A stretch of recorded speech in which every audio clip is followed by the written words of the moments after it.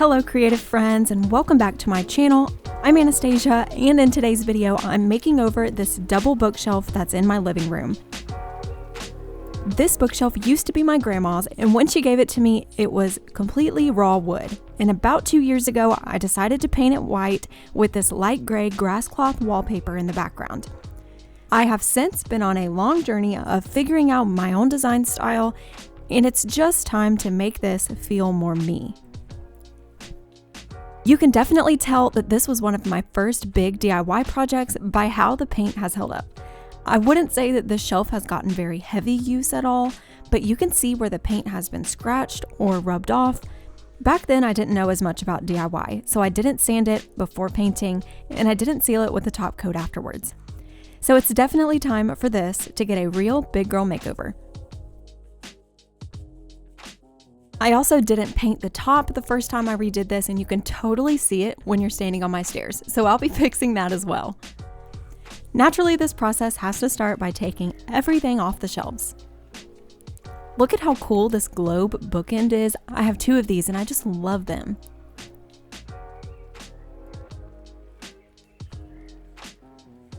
And this adorable little sheep that I got from my grandma, it's so cute and quirky.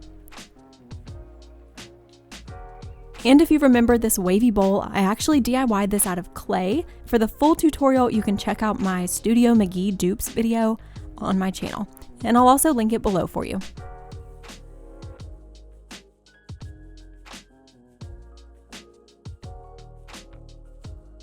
This linen wrapped book is another DIY I did, and you can find that tutorial on my channel as well. I really love how it turned out. And now it's time to get this out into my garage to start prepping for the makeover.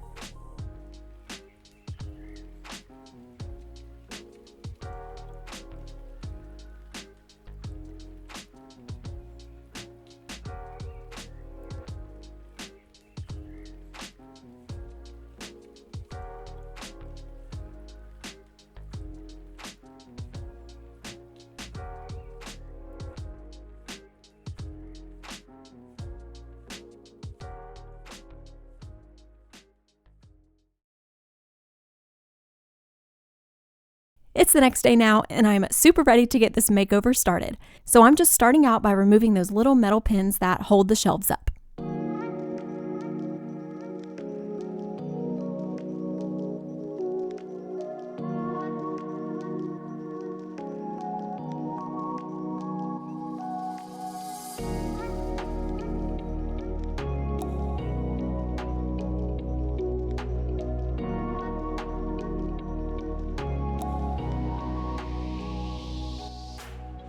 And this is probably the most satisfying part, taking off the wallpaper.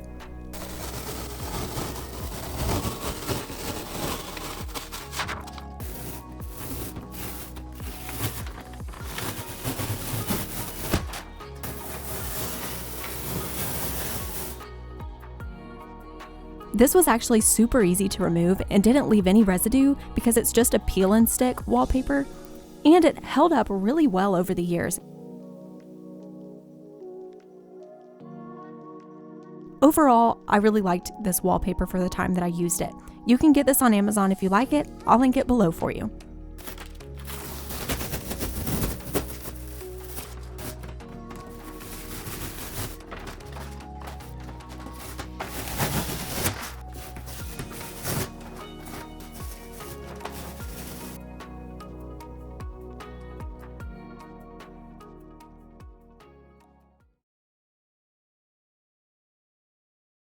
Okay, so now that all of that wallpaper has been removed, it's now time to sand this thing down. I'm first going in with an 80 grit sandpaper to remove any unevenness or scratches that are in the surface.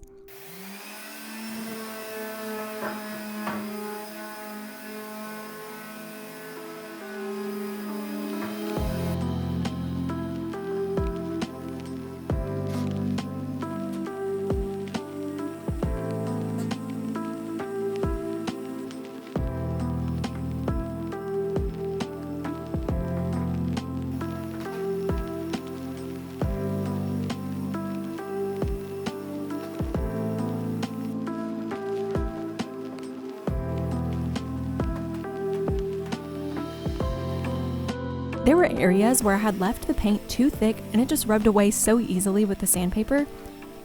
It's really gratifying and humbling to redo a project that you did in the past because you recognize your mistakes that you made and you can see how much you've grown and learned since then. And then you can redo it and make it that much better. After I sanded the entire thing with the 80 grit sandpaper, I'm now sanding the entire thing with a 220 grit to smooth it back out and give us a nice surface for our new paint.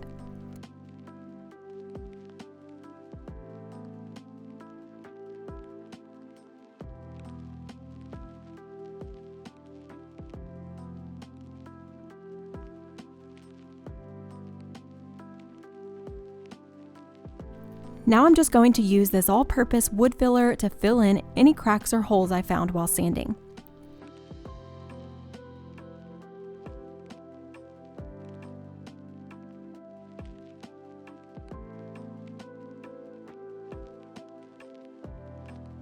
I let that wood filler dry and now I'm going back in and sanding down that area.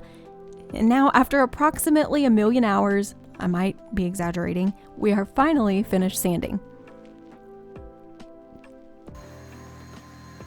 I like to run my vacuum over everything just to remove the excess dust so it doesn't get into the fresh paint.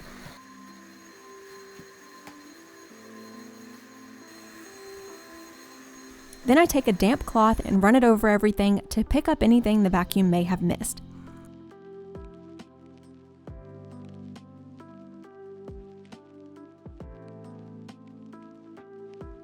This really plays a critical role in how your finish looks.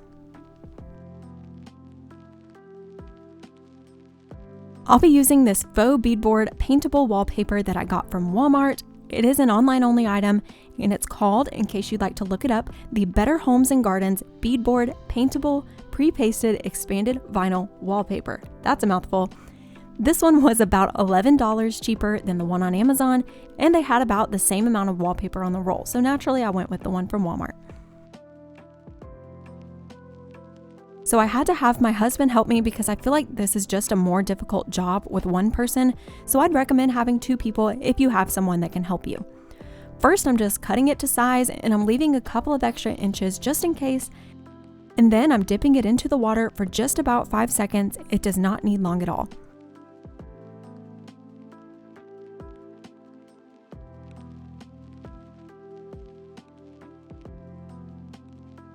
And then after it's wet, they say to lay it on a flat surface and fold it over on itself with the pasted sides together, but not pressing it because you don't want it to crease.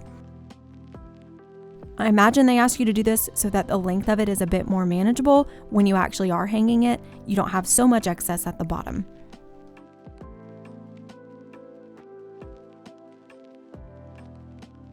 I will be completely honest with you and say that this was quite stressful to do, especially trying it out for the first time.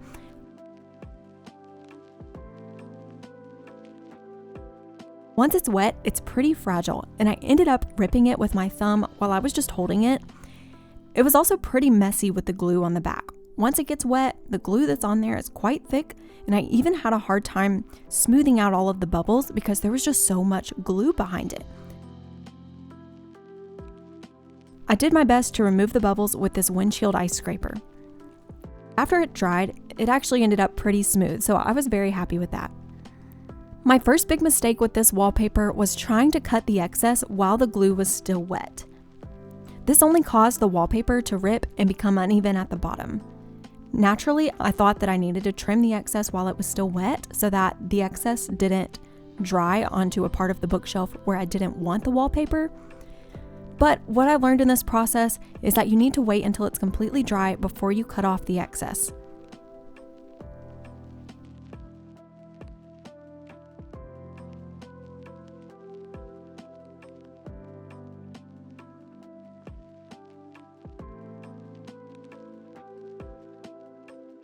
So for any future project that I try this with, I will probably cut the wallpaper while it's dry to the exact size that I need. That way there's no excess to cut off.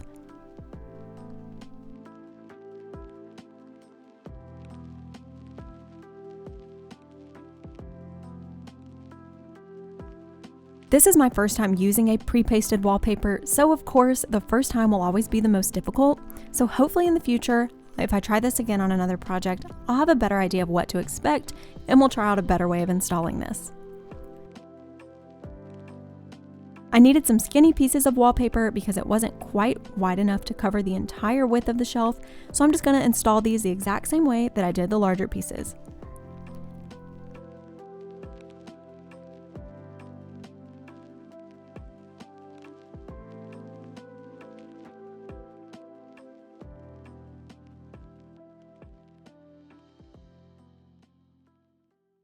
I'm really excited to show you guys the color I'll be using.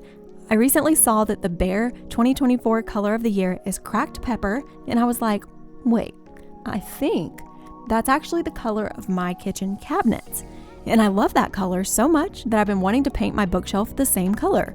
So sure enough, I checked and my cabinets are in fact Cracked Pepper. So look at me being trendy before I even knew it.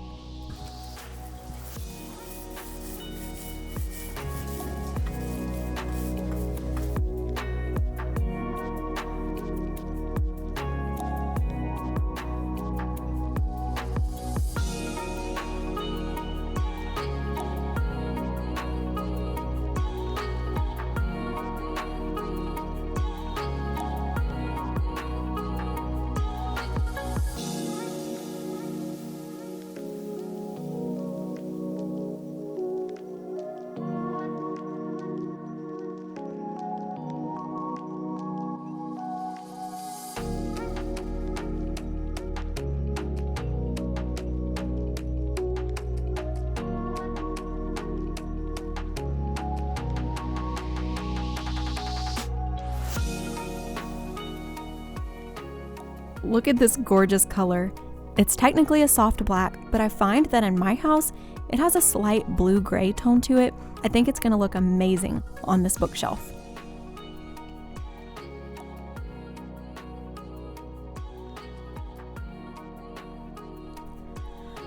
While the wallpaper is still drying, I'm just going to paint the other part of the main unit and the shelves.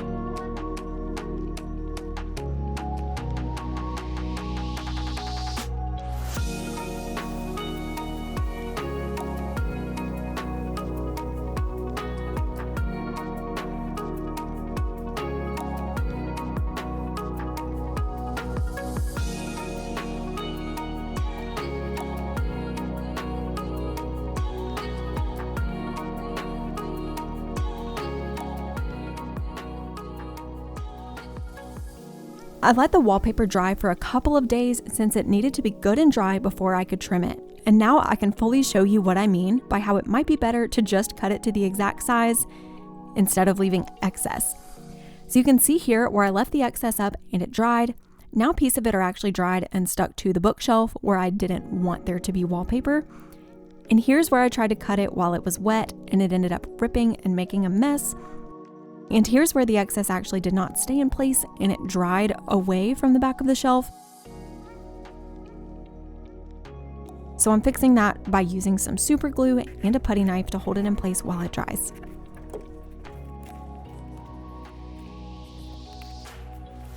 I always want to be completely transparent with you guys, so that's why I'm showing you all of my mistakes. It's really rare that a DIY project goes perfectly, so hopefully seeing my process helps you if you ever try it out. Luckily, now that it's completely dry, I was able to get a really nice clean cut on the pieces that I had not cut yet, so I'm definitely happy about that. And now I can go in and finish up the first coat of paint on the rest of the bookshelf.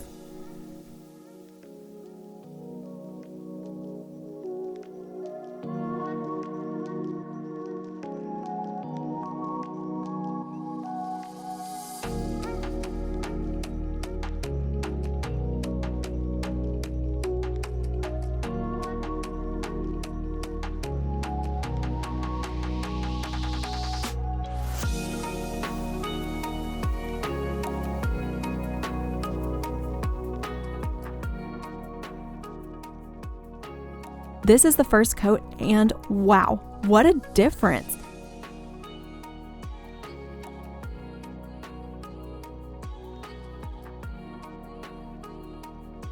I'm going to take a toothpick to paint inside the holes where you adjust the shelf height. I want them to still be there if I need them, but not to be that yellowish wood color that would be super visible.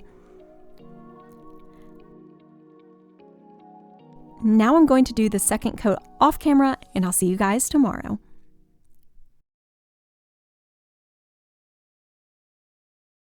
Okay, the second coat is on and dry, and I'm really happy with it.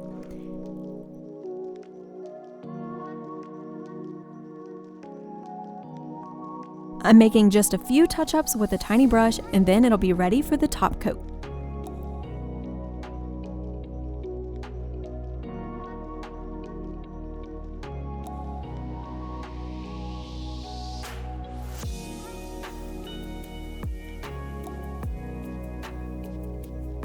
For the top coat, I'm using this clear ultra flat polyacrylic top coat by Minwax and applying it with this 4-inch flat brush from Walmart. I'm really glad I got a large brush because it made the process so much faster. That's not to say it didn't take long at all, because it definitely took a while, but having the larger brush did help a lot.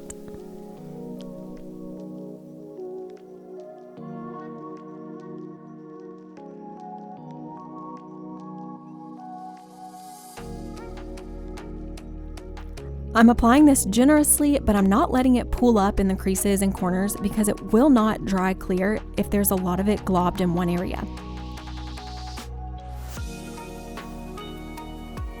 I did 2 coats on the entire main unit and 3 coats on all of the shelves for extra protection on the surfaces that will have things placed on them.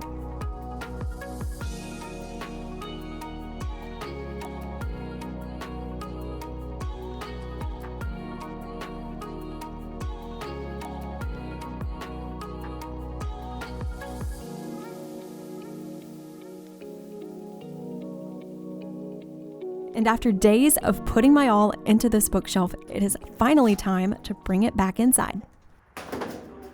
This little stool. The top. I see it. Is it not going? Okay.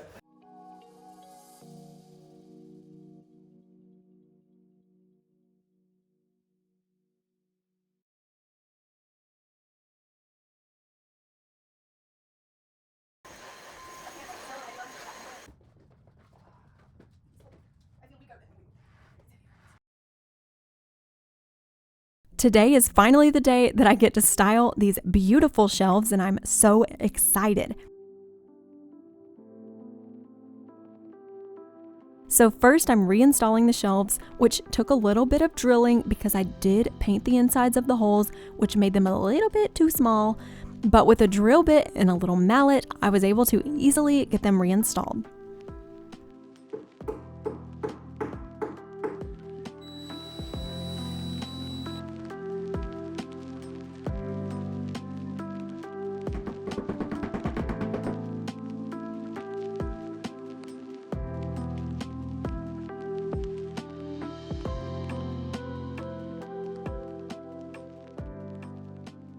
Now that it's finally time to style, I've laid out some of my decor on my coffee table just so I can get a visual for how it all looks together and I can take pieces out that aren't cohesive with the rest.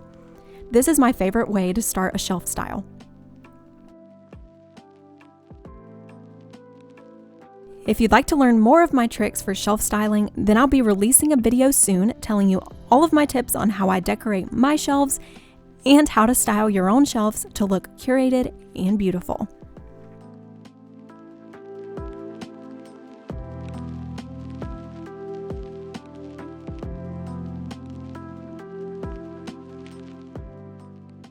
You'll see me moving things from shelf to shelf a lot because I like to see how it looks together, and then I'll tweak it or change the placement until I'm happy with it.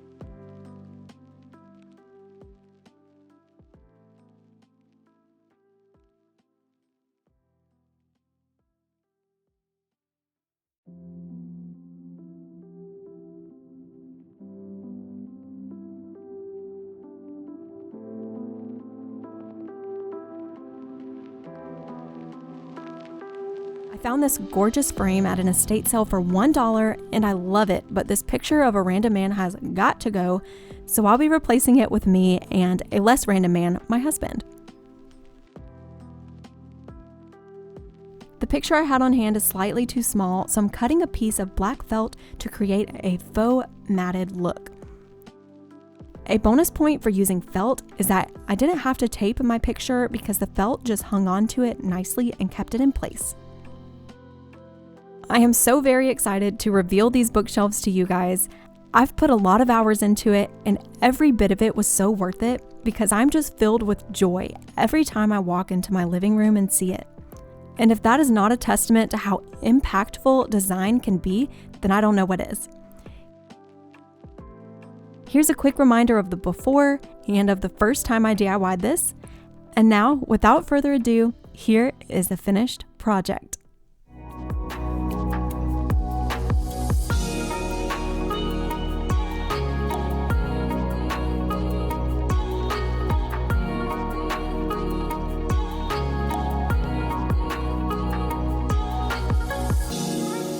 Thank you for following along on this DIY transformation with me. I hope you enjoyed it, and I'll see you in the next one.